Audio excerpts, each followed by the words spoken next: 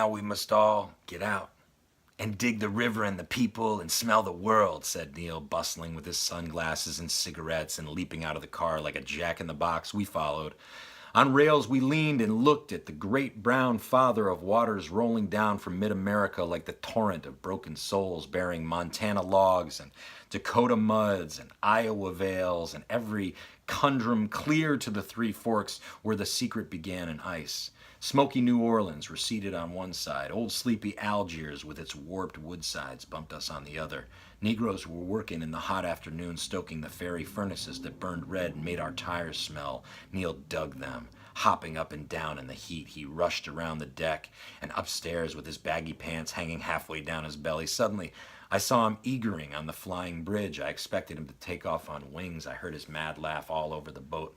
Hee hee hee hee hee! Luann was with him. He covered everything in a jiffy.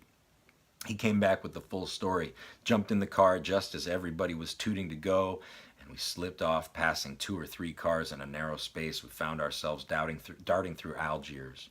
Where? Where? Neil was yelling. We decided first to clean up at a gas station and inquire for Bill's whereabouts. Little children were playing in the drowsy river afternoon. Girls were going by with bandanas and cotton blouses and bare legs, and Neil ran up the street to see everything. He looked around, he nodded, he rubbed his belly. Big Al sat back in the car with his hat over his eyes, smiling at Neil. Then we went to Bill Burroughs' house outside town near the River Levy. It was a road that ran across a swampy field. The house was dilapidated. Old heap with sagging porches, running around and weeping willows in the yard. The grass was a yard high. Old fences leaned, old barns collapsed. There was no one in sight. We pulled right into the yard and saw wash tubs on the back porch. I got out and went to the screen door. Joan Adams was standing in it with her eyes cupped towards the sun. Joan, I said, it's me, it's us. She knew that. Yes, I know. Bill isn't here now. Isn't that a fire or something over there? We both looked towards the sun. You mean the sun? Of course I don't mean the sun. I heard sirens that way. Don't you see a peculiar glow? It was towards New Orleans. The clouds were strange. I don't see anything, I said. Joan snuffed down her nose. Same old Kerouac. That was the way we greeted each other after 4 years. Joan used to live with my wife and I in New York. And is Helen Hinkle here? I asked. She was still looking for her fire. In those days, she ate 3 tubes of Benzedrine paper a day. Her face, once plump and Germanic and pretty, had become stony and red and gaunt, and she had caught polio in New Orleans and limped a little. Sheepishly, Neil and the gang came out and more or less made themselves at home. Helen Hinkle came out of her stately retirement in the back of the house to meet her tormentor. Helen was a Greek girl from Fresno. She was pale and looked like tears all over. Big Al passed his hand through his hair and said hello. She looked at him steadily. Where have you been? Why did you do this to me? And she gave Neil a dirty look. She knew the score. Neil paid absolutely no attention. What he wanted now was food. He asked Joan if there was anything. The confusion began right there. Poor Bill came home in his Texas Chevy and found his house invaded by maniacs, but he greeted me with a nice warmth. I hadn't seen him in a long time. He had bought this house in New Orleans with some money he made growing cotton in the Rio Grande Valley with an old Harvard schoolmate whose father, a mad paretic, had died and left a fortune. Bill himself only got $50 a week from his family, which wasn't too bad, except that he spent almost that much a week on his drug habit. Morphine. And his wife was also expensive, gobbling up about $10 worth a week of Benny tubes. Their food bill was the lowest in the country. They never ate. The children never ate. They had 2 wonderful children, Julie, 8 years old, and little Willie, 1 year. Willie ran around stark naked in the yard, a little blonde child of the rainbow who would someday jabber in the streets of Mexico City with Indian ragamuffins and hold his own. Bill called him the little beast after W.C. Fields. He came driving into the yard and unrolled himself from the car bone by bone and came over wearily, wearing glasses, felt hat, shabby suit, long, lean, strange, laconic, saying, Why, Jack, you finally got here. Let's go in the house and have a drink. It would take all night to tell about Bill Burroughs. Let's just say now he was a teacher and had every right to teach because he learned all the time. And the things he learned were the facts of life. not out of necessity, but because he wanted to.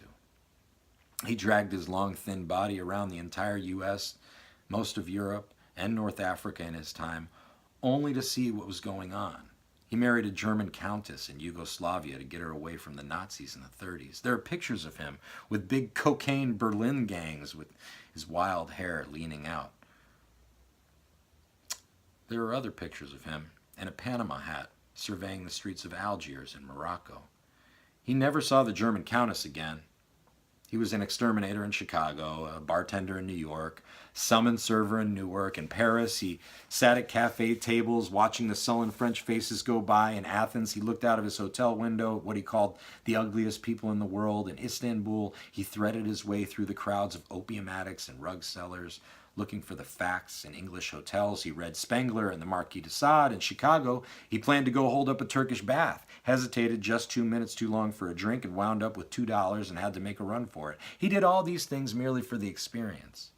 He was a dawdler of old-fashioned European school, somewhat along the lines of a Stefan Zweig, a young Thomas Mann, or Ivan Karamazov. Now the final study was the drug habit. He was now in New Orleans, slipping along the streets with shady characters and haunting connection bars. There's a strange story about his Harvard days that illustrates something else about him. He had friends for cocktails in his well-appointed rooms one afternoon when suddenly his pet ferret rushed out and bit someone on the ankle, and as everybody hightailed out the door, probably screaming, as he knew many fags in those days and still does, Bill leaped up and grabbed his shotgun, said, "He smells that old rat again," and shot a hole in the wall big enough to shove 50 rats through. On the wall hung a picture of an old Cape Cod house. It was ugly. His friend said, "Why do you have that ugly thing hanging up here?" And Bill said, "I like it because it's ugly." All his life was in that line. Once I knocked on his door in the 60th slums of New York, and he opened it wearing a derby hat, a vest with nothing else under, a long striped sharpster pants. In his hands, he had a cook pot, birdseed in the pot, and was trying to mash the seed to roll a cigarette with. He also experimented boiling codeine cough syrup down to a black mash. That didn't work too well. He spent long hours with Shakespeare, the immortal bard, he called him, on his lap. In New Orleans, he had begun to spend long hours with the Mayan codices on his lap. And although he went on talking, the book lay open all the time. I was young, and I once said, "What's going to happen to us when we die?" And he said, "When you die, you're just dead, that's all."